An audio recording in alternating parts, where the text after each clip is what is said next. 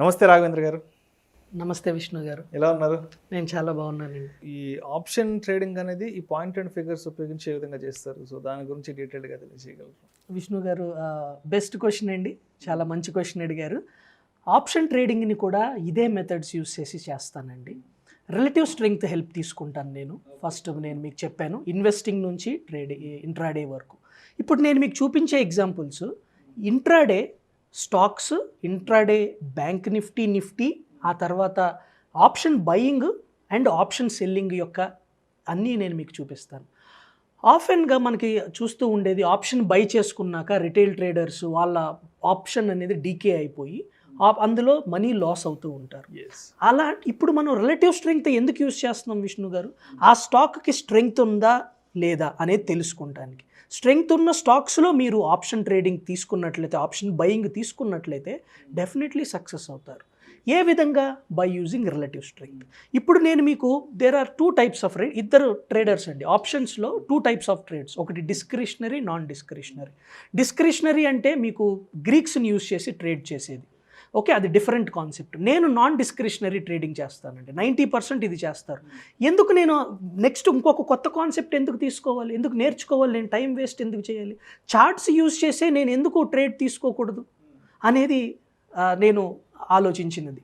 So దాని ప్రకారంగా నేను డిస్క్రిషనరీ వైపు కాకుండా నాన్ డిస్క్రిషనరీ ఆప్షన్స్లో కూడా గ్రీక్స్ని యూజ్ చేయకుండా charts, option buying, option selling, stock options, index ఆప్షన్స్ని కూడా నేను మీకు ఇప్పుడు ఎగ్జాంపుల్స్లో చూపిస్తాను. ఫస్ట్ ఈజ్ హెచ్యుఎల్ అండి, హిందుస్థాన్ యూనిలీవర్. ఈ హిందుస్థాన్ యూనిలీవర్ చార్ట్ మీకు స్క్రీన్ పైన కనిపిస్తుంది, రైట్ అండి? సో చూడండి, ఇది నేను 1 hour టైం ఫ్రేమ్స్లో తీసుకున్నాను. ఓకే, ఇక్కడ చూడండి మనకి 14th, ఓకే 12th ఆగస్ట్ మనకి బ్రేక్అవుట్స్ అనేది ఇచ్చింది. ఆ తర్వాత 16th ఆగస్ట్, 12th తర్వాత 13th ఏవి సైడ్ వేస్లో ఉందండి. 14th, 15th holidays, Saturday Sunday. 16th మరలా మనకి బ్రేక్అవుట్ ఇచ్చింది, రైట్? ఇప్పుడు జనరల్లీ ఈ ట్రేడ్లోకి వెళ్ళిపోతూ ఉంటారు ఆప్షన్స్లో, కానీ ఇక్కడ నేనేం చేస్తానో మీకు ఎక్స్ప్లెయిన్ చేస్తాను.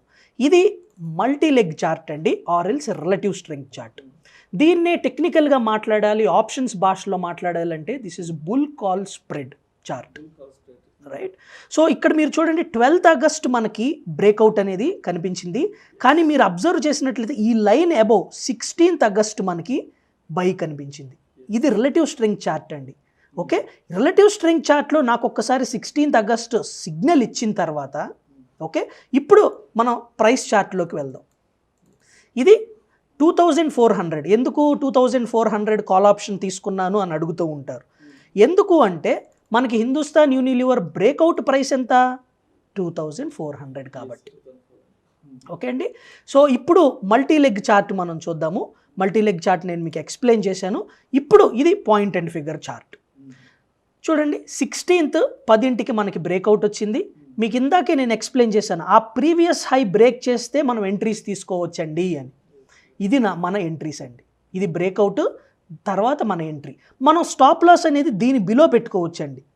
ఓకే, ఆ తర్వాత చూడండి మనకి కంటిన్యూస్గా 41 లెవెల్స్ నుంచి 230 లెవెల్స్ అండి within 2 days.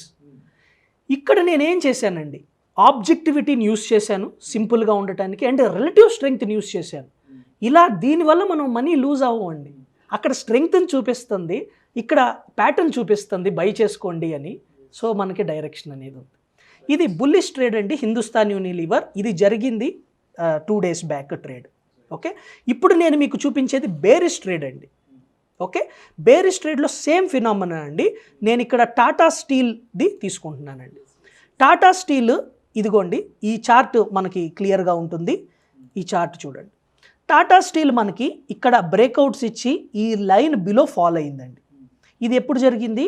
Tata steel 20th August, 20 ఆగస్టున 9:15కి బ్రేక్అవుట్ అయిందండి. ఓకే, బ్రేక్ డౌన్ అయింది. ఇక్కడ నుంచి ఇప్పుడు నేను రిలేటివ్ స్ట్రెంగ్త్ చార్ట్కి వచ్చేసానండి. అప్పుడు రిలేటివ్ స్ట్రెంగ్త్ చార్ట్లో చూడండి నాకేం కనిపిస్తుంది. రిలేటివ్ స్ట్రెంగ్త్ చార్ట్లో కూడా ఇది బేర్ పుట్ స్ప్రెడ్ అండి, టెక్నికల్గా మాట్లాడాలంటే. దీన్ని కూడా మనకి ఇక్కడ బ్రేక్అవుట్ అనేది హ్యాపెన్ అయింది. క్లియర్గా ఉందండి. అంటే రిలేటివ్ స్ట్రెంగ్త్ చార్ట్లో టాటా స్టీల్ అనేది ఇంకా పడుతుంది బాబు అని చెప్తుంది, రైట్ అండి? ఇది 9:15 దగ్గర మనకి బ్రేక్అవుట్స్ వచ్చేసినాయి. ఇప్పుడు మనం వెళ్ళి ప్రైస్ చార్ట్ చూద్దామండి. 1500, ఎందుకంటే 1500 మనకి బ్రేక్ డౌన్ అండి. ఎందుకు నేను ఇక్కడ 1500 తీసుకున్నాను చూడండి, పిఈ 1500 తీసుకున్నాను. ఎందుకని మనకి టాటా స్టీల్ అనేది ఫాల్ అవటం 1500 నుంచి, చూడండి ఇది 1500 నుంచి ఫాల్ అవటం మొదలుపెట్టింది.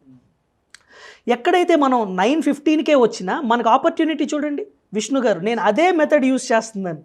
ఓకే, ఎప్పుడైతే ఈ ప్రీవియస్ హైని బ్రేక్ చేస్తుందో ఇక్కడ ఎంట్రీస్ తీసుకుంటున్నాను, ఆ తర్వాత ఆ ట్రెండ్ని అలా కంటిన్యూ చేస్తున్నాను.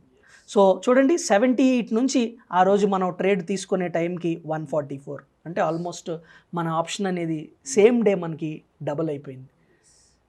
స్ట్రెంగ్త్ని ఈ విధంగా మనం యూస్ చేసుకోవచ్చు. ఓకే, ఇది ఆప్షన్ బయింగ్ సైడ్.